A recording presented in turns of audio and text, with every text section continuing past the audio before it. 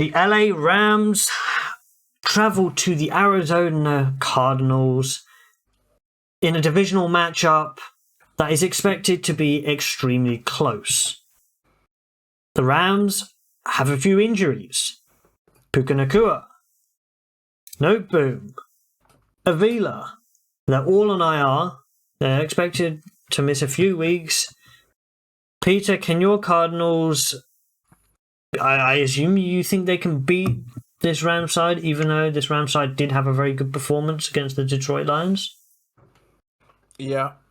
If not, couldn't we? This is a bit more like we should beat them, right? Because they've got significant injuries, and you don't want to wish injuries on any player, especially any player that plays in the NFL.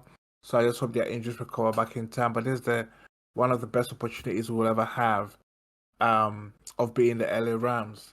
And it remains to be seen if we can do it. There's no Aaron Donald to come and terrorize our offensive line. So no, he's only terrorizing the sleep on his sofa nowadays, because we have all seen that video of him with his. Of course, because man gets to chill, isn't it? I mean, he gets to chill, and he seems the most relaxed man on the planet. But getting back to the game, all right. So Arizona Cardinals. We talked last week early on in the week about Kyler, Marvin Harrison. They're going to have to get him the ball. And even though Kyler has said it's not up for me to try and force the ball to him, we know that you've still got to get him the ball. You've got to get him into the feel of being in this league. If you continue to ignore him, the development won't come. Listen, okay, so I just want to correct something here. The use of the word ignore is disingenuous to Kyler. No, when I say ignore, it's not saying that he's ignoring because he's not open. Exactly. You just got to give a better response. You're gonna get the ball. The thing is, when Kyler said it's not my job to get Marvin the football, he's talking about, general quarterbacks will say, I need to get to the open guy. I can't force it to him if he's not open. That's what he means by that.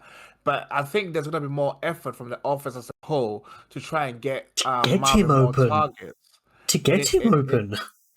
And Marvin even said it himself. If you listen to his press conference this week after practice in the locker room, he said, "This is the NFL. I've got to get open and get the ball." So he knows himself that, look, I didn't have a good game last week. This week we'll be at home. He got open. The ball just didn't get thrown his way. I think he did not get open. We're not talking about that play, because that play we know he wasn't open, right? We know that because from the breakdown. He was snaps. He wasn't open because from this is the thing. From day one, the Bills treated Marvin as if he was Justin flipping Jefferson. They had him. There was a corner and a safety on top, or either a corner place and a safety will be shading to his side of the field. So he was never truly given one-on-one. All right, so the Bills played zone the whole of last week. So he's going to be up against Tre'Davious White, like you expect this week, right? Or do you think it's going to be Kobe Durant? Whoever the cornerback is, I just hope the Rams play man. If they play man, and then we can truly see what Marv is capable of, because the Bills, they know their cornerback room is not the strongest. That's why they play what will suit their system, which is the zone. I think the Rams play more of a man-to-man cornerback system. So Marvin will have the opportunities this week. And I think that there will be a more effort, because if he was to have the same stat line as he did, then the noise just gets louder. So who's your tight end?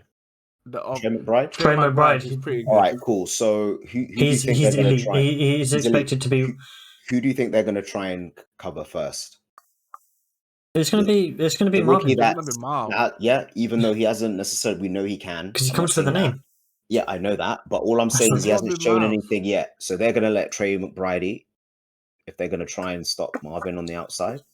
Or do you think they're going to try and lock down? Because I think the opposite. I think they're going to try and, because you've got to prove it first, right? So they're probably going to eliminate Trey, which means this could be a good game for Marvin to try and get more looks because he Or might do you think the importance is getting James Conner more involved and running the damn tote? And because we saw towards the end of the game, particularly last week, the Rams, when the Detroit Lions absolutely played smash mouth football, they were able to actually just completely close it out, right? Now, with the Rams being banged up, can the Cardinals play that level of football in terms of the run game? Our offense is predominantly run-based. The offense is a run-based offense. So right from the get-go, it's going to be the run game. Against Buffalo, in the first half, it was a run game. And then but it was this scrambling as well from Kyler as well. The run game extended from him. The pass is when the offensive line didn't hold up, but the run game was working, and then the Bills sort of like down it a bit better defensive line. So our offense is always going to be lean more run heavy, take play action passes off of the run, and things like that. But I think for this game, I give us a great chance to beat the LA Rams, primarily because they have a couple of injuries to their team, and if we can't beat them when they don't have three of their starting offensive players, then I don't think we'll ever beat LA ever because under Sean McVay, because McVay has owned us since he's been at LA. Their record against us like something like 17-2 or something like that. So do you think they are able to do this without Puka?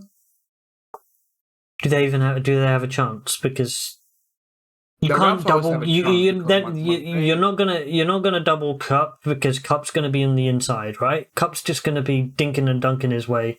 He's gonna get another 30,000 targets. He's trying to go for the. Another thing that I need you guys to be aware of is that the Cardinals' defense is trash right now. It's absolute. Our defense is trash.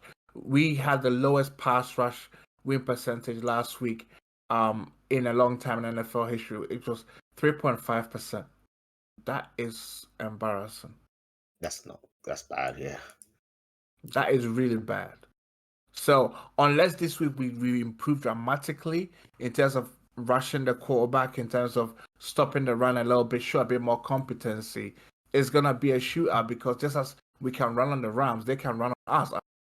Our defense is not the best. It's very, very undermanned. And it's one area that a lot of Cardinals fans were not happy with. But hey, we just trying to see where our offense can take us in terms of wins. But the defense is not there right now. Yeah. So predictions time. Will first. Is Cooper Kupp going to get a thousand catches in his match and then get the Rams win? I know I'm exaggerating. Or are the Cardinals going to hold fort at home and win this one and get one over McVay?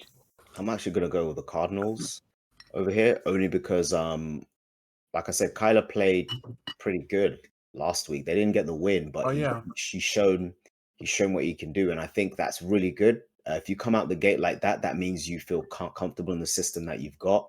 And I think Kyler's probably going to steal a few yards and steal a few first downs with his feet. You know, he's very elusive and he's got top end speed, elite NFL top end speed. So I think that will open up the game. Now, so I think it's going to be Kyler here. That's going to be the main thing.